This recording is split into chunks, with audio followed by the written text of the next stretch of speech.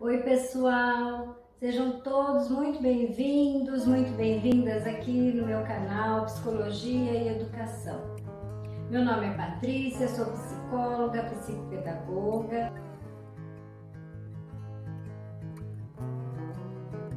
Hoje aqui com a gente a Alessandra Azevedo, assistente social. É um prazer ter você aqui, Alessandra. Muito obrigada. Muito obrigada, é uma honra, né, estar aqui podendo contribuir com o seu trabalho. E hoje nós estamos na escola, né? A assistente social, ela está, sempre foi envolvida com as lutas sociais, é engajado na área das lutas sociais em geral. Sim. E agora, depois de tanto tempo, né, a gente está agora na escola. É uma verdadeira conquista. Com certeza. Né? Porque a escola é o segundo espaço onde o ser humaninho, né, chega. Primeiro ele está ali no espaço familiar, no contexto familiar, e logo em seguida, né, poucos aninhos depois, né, ele vai para a escola, né, no seu segundo espaço social, né? Isso. E o assistente social,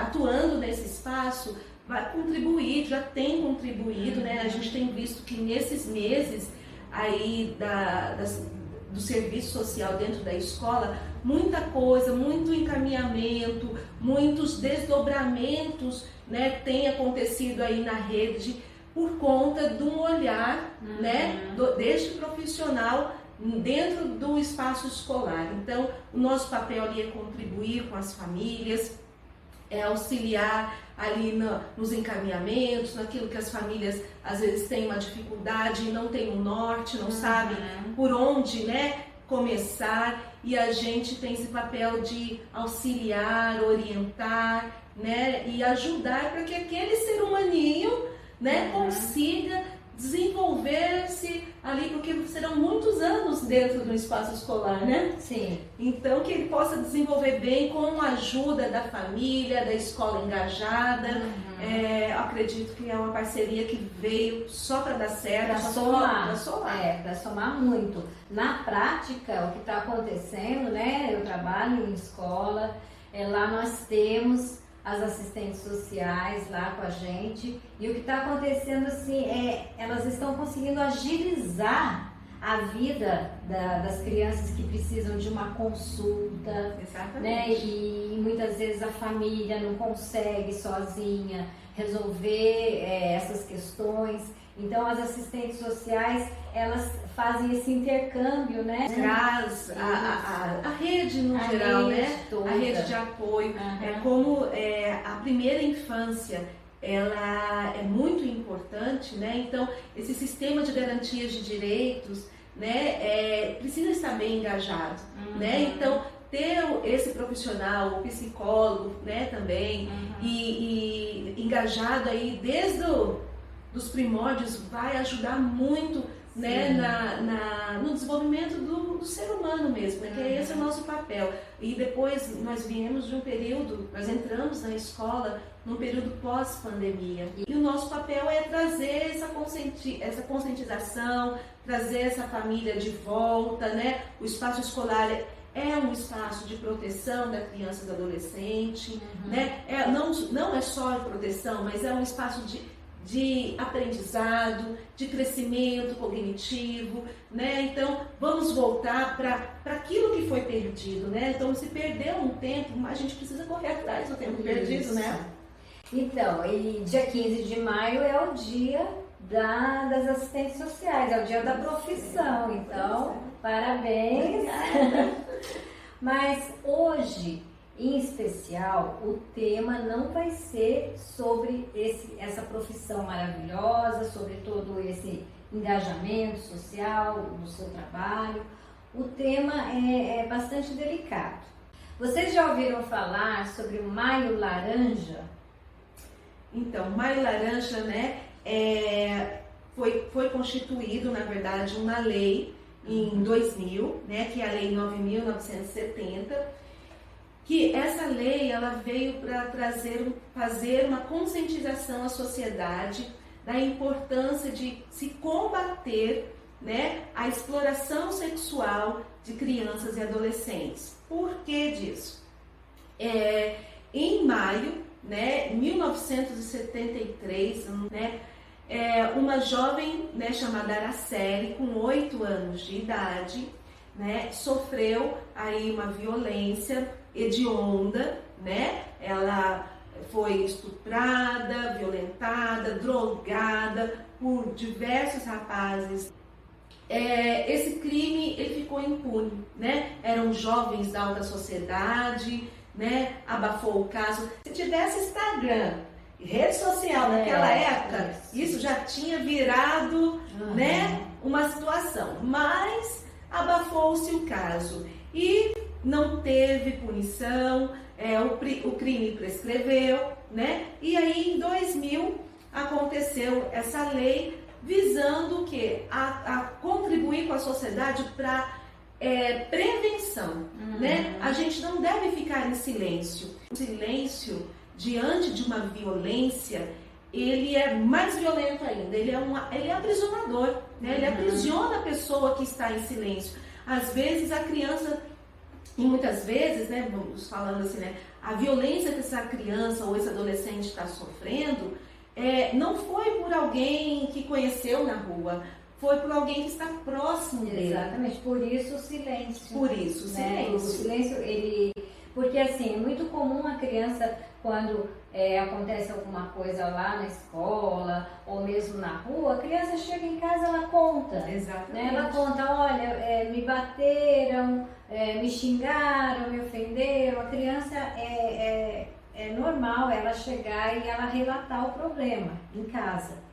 Mas quando o problema acontece em casa, então é por isso esse silêncio, né? Porque daí ela fica numa situação na verdade, fica confuso para a criança. Aquele que deveria me proteger, né, está tocando em mim de forma diferente, um toque que eu não me sinto confortável, né? Existem os toques corretos, né? Então, sim, o toque do carinho, o toque do cuidado, mas determinados toques, se a criança se sente desconfortável com aquilo, ela precisa relatar, né? E muitas vezes a coisa é gradativa, aos pouquinhos. Então começa lá na infância, um parente, um amigo da família, sei lá, alguém que tem convivência com a criança, né? Começa a fazer brincadeirinhas, um abraço, um beijinho no rosto, um mexer na cabeça,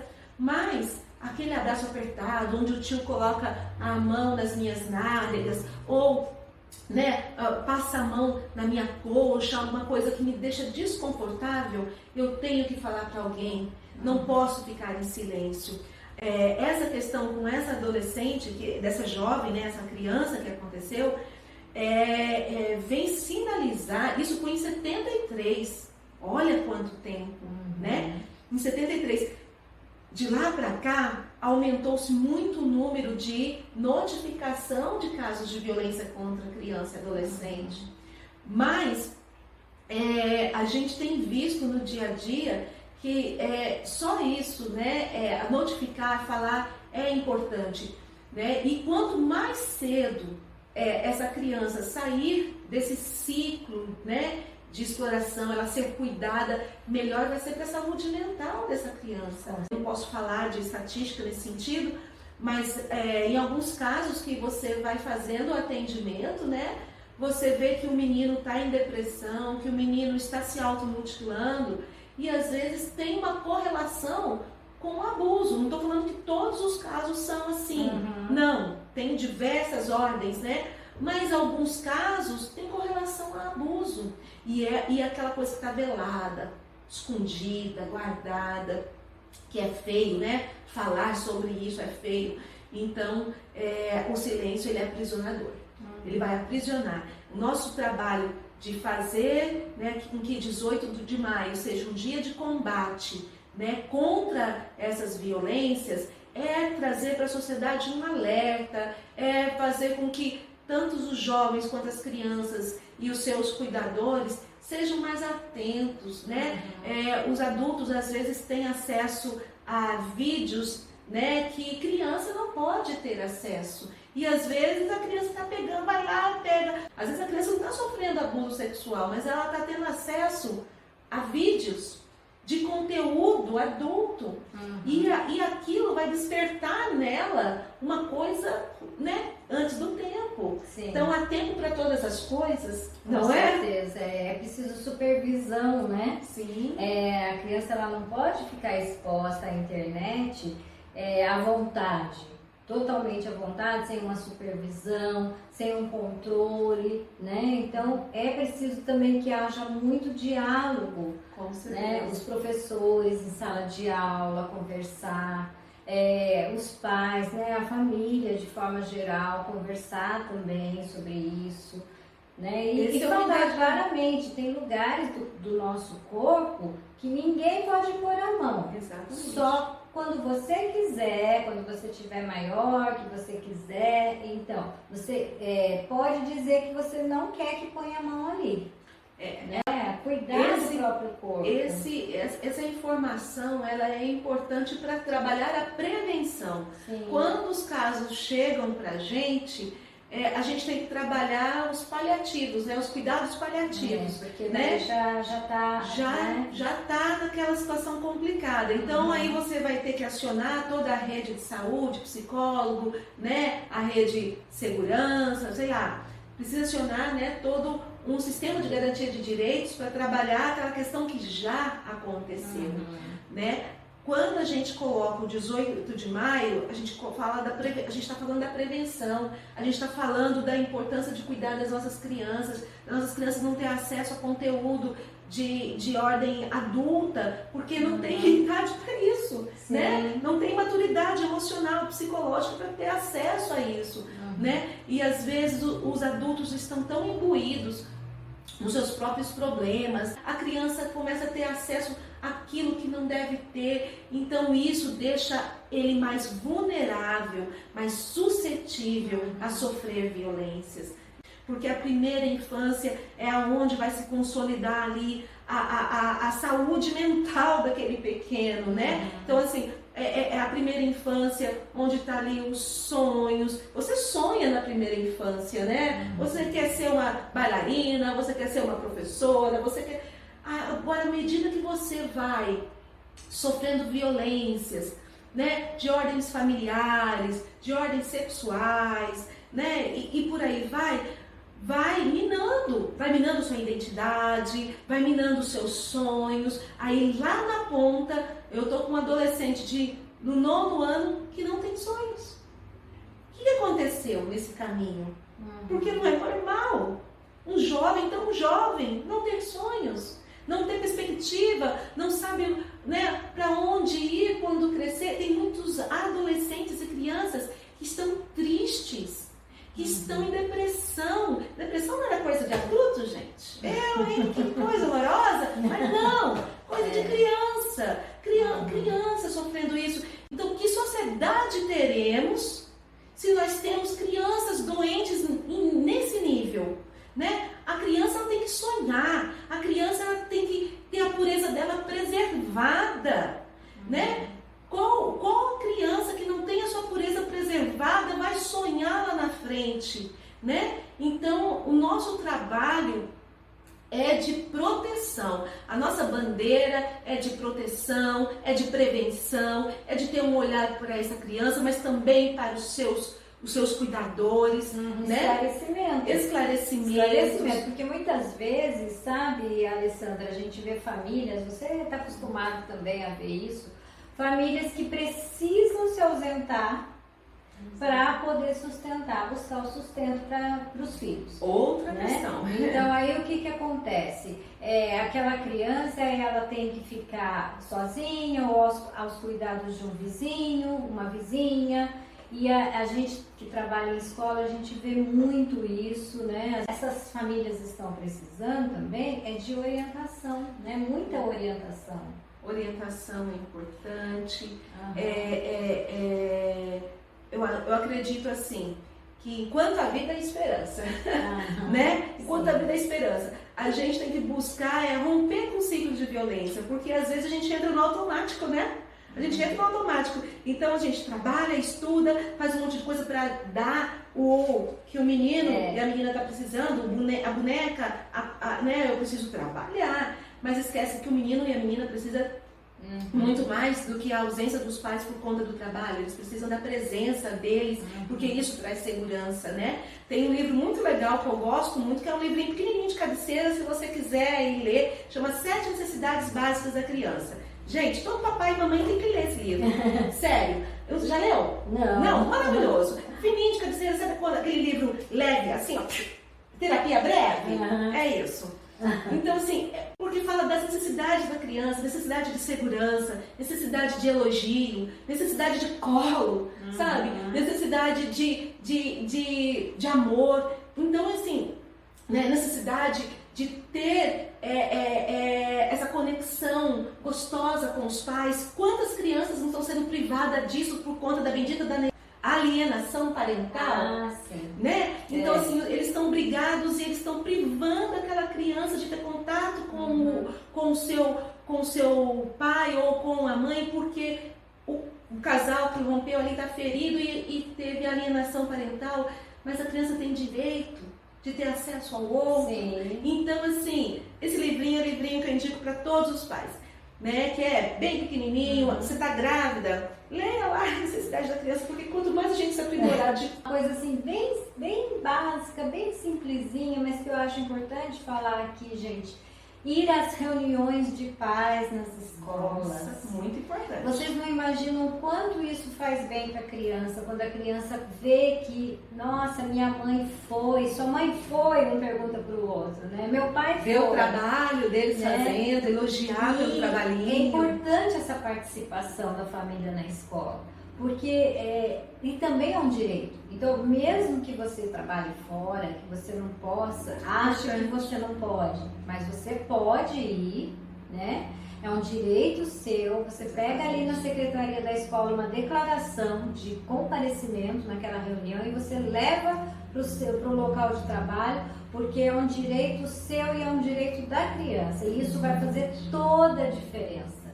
Esse acompanhamento, conversar com os professores, né? Olha, você tocou num ponto muito importante, porque às vezes o pai, o responsável delega, né, para terceiros isso, e em nome do trabalho, né? A gente sabe, né? Eu não estou aqui para julgar, a gente sabe, cada um sabe da sua realidade, mas eventualmente é importante você mostrar que você está interessado na vida do seu filho em todas as ordens. Porque se isso não acontece, você vai fechar a janela de comunicação. E a partir do momento que você fecha a janela de comunicação com o teu filho, você colocou essa criança numa situação de vulnerabilidade altíssima. Porque ele não vai se comunicar, não vai conversar com você, mas ele vai entrar nas redes sociais, vai arrumar um amigo, sei lá o que, um amigo fake, que na verdade a gente vê tanta coisa esquisita por aí, né? E quando vê, ele vai estar suscetível a coisas que não deveria estar, né? Então, assim, é o direito da criança e um dever dos pais, né? Essa participação na escola, é direito dessa criança estar matriculada, né? Criança não trabalha, criança estuda, criança não deve ficar no semáforo, criança estuda, né? Então, tem toda aí uma legislação que embasa esse cuidado aí para a criança e para o adolescente. E se nós tivermos, essa legislação ela não veio à toa, veio para trazer uma sociedade melhor. Olha só, a gente tem que colocar leis para tudo, não é verdade? Tudo você tem que botar lei porque as pessoas estão tendo dificuldade dos básicos. Então, essa legislação, como você falou, a legislação não veio à toa, não, ela veio a partir de muito sofrimento. Muito sofrimento. Teve muita coisa errada acontecendo para que, então, surgisse uma lei, né, fosse votada ali, fosse decretada ali a lei do trabalho infantil, contra o trabalho infantil, a lei que dá o direito dos pais de irem à reunião dos filhos. Então, foi a base de muito sofrimento que as leis são construídas. Né? E se a gente vê uma sociedade, as nossas crianças, né, com os seus sonhos destroçados, Que sociedade a gente vai ter lá na frente? Vai ter uma sociedade mais violenta, vai ter uma sociedade que não respeita o próximo, né? Porque você não foi respeitado na sua identidade lá atrás, né? Por aqueles que poderiam te proteger.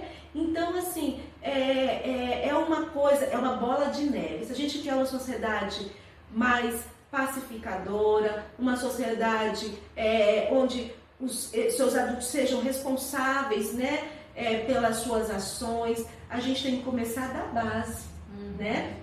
Tem que começar da base. As crianças têm que ser protegidas na sua infância. As mães, elas precisam ser cuidadas na sua gestação. Quantas mãezinhas estão aí desprovidas, não tem uma rede de proteção, né? Então, uma coisa leva a outra e é aquela bola de neve, né? Isso. E para a gente romper com ciclos de violência, é muito diálogo, né? Muito diálogo, muita conversa, muita orientação, uma rede de apoio. Isso tudo facilita. É a questão do cuidado. Mas o cuidado, né? É importante. Todo esse cuidado que a gente está falando vai repercutir mais tarde na adolescência, né? Se você teve toda essa atenção, esse cuidado, tudo bem, preciso trabalhar fora, mas então quem é que vai buscar na escola? Quem que vai poder ajudar a fazer a tarefa? Quem que vai acompanhar quando eu estiver ausente? Então tudo tem que ser organizado de forma que essa criança sinta o quanto ela é importante, o quanto ela é amada, o quanto ela é querida, né? E cuidada. E é importante que essa criança, o tempinho que você tenha com essa criança seja um tempo de qualidade, né? Se você, né, trabalha o dia inteiro, mas só tem aí no finalzinho da noite para sentar e ler um livrinho, ler um gibi, tira seu filho do celular, vai ler um gibi, vai ler uma historinha para ele antes de dormir, vai bater um papo com ele, porque isso é conexão. E a gente precisa se conectar com os nossos filhos, né? A gente precisa se conectar já desde cedo, porque se nós como pais não fizermos isso, o mundo vai fazer da pior forma, né? E às vezes a criança vai buscar, ou o adolescente, né? Adolescente principalmente, né? Criança nem não, mas o adolescente vai buscar conforto, amizade no youtuber que ele acabou de conhecer, no influencer, né? Tá vendo coisas que não deveria ouvir, tá sendo influenciado, né, por um terceiro ali que ele acha bonitinho, que ele acha, né, legal, mas você mas ele não foi alcançado o teu coração, né? Você não alcançou o coração do teu filho. Teu filho o coração do teu filho está sendo alcançado por terceiros, né? Então é importante o diálogo, é importante gastar tempo de qualidade, né? Uma das partes que fala desse livro é o tempo de qualidade, né? Leia livros que falam sobre relacionamentos de pais e filhos, né? Olha, eu não sei como fazer, eu não tive amor, eu tive que desde cedo correr atrás do tempo perdido na minha vida, eu tive que desde cedo, né, engatar na primeira ali, ó, né, correr, não sei dar colo, não sei abraçar, não sei fazer um afago, porque eu não tive isso, né? Realmente, ninguém dá o que não tem, mas você pode aprender, né? Que enquanto a vida é esperança, então nós não somos seres que não aprendemos, nós estamos aprendendo todos os dias, né? Todos os dias é algo novo. Eu acredito muito que um coração ensinável, ele vai longe. Tanto um adulto que tem coração ensinável, quanto uma criança, né? Então, se você tem um coração ensinável, você vai longe. Não sei dar amor pro meu filho porque não tive amor. Minha mãe nunca cuidou de mim, não sei cuidar. Libera perdão, filho. Libera perdão, né? Vai aqui na psicóloga, conversa aqui com a colega, entendeu? Vai trabalhar essas questões da sua vida, porque a tendência, infelizmente, é um ciclo, né? A violência é cíclica. Então, para a gente romper com a violência, a gente tem que tomar uma postura. Basta isso na minha vida, né? Basta isso. E fazendo isso, a gente acaba protegendo, né? Protegendo contra os vídeos errados que os filhos estão vendo, protegendo contra as amizades erradas, protegendo contra todas as formas de violência. E é esse o nosso papel da sociedade. É isso que ela está falando, a gente tem que romper, ter coragem. Porque como a gente falou aqui sobre, né, maio laranja, muitas vezes o agressor ele está dentro de casa. Então é muito difícil romper com esse ciclo quando acontece dessa forma. Quando o agressor, aquele que está violando a criança, está dentro da própria casa. Mas precisa ter coragem, tá? Precisa buscar, inclusive tem número, né, de Disque Denúncia. Disque 100, né, para criança. Então, assim, criança, adolescentes, tem o Disque Denúncia. O Disque 100, você pode fazer a denúncia anônima, né? Você não precisa se identificar, mas é importante porque isso vai acionar a rede de proteção da sua cidade em relação ao que está acontecendo aí com a pessoa que você conhece, com a criança, com o adolescente que você conhece, que está numa situação de exploração ou de abuso. Então, faça isso. Liga, conta o que está acontecendo, né? Às vezes com um vizinho ao lado, né? E faça essa denúncia para poder salvar a vida dessa criança, tá bom? Eu agradeço muito, eu que agradeço por você ter vindo, viu? Você falou assim coisas importantíssimas. Eu que agradeço a oportunidade de estar aqui contribuindo com vocês. Né? Eu espero ter ajudado um pouquinho e estou à disposição. Obrigada, viu? E parabéns pela profissão maravilhosa. 15 de maio, mais um ano. Isso, parabéns. Muito obrigada. Tchau, gente.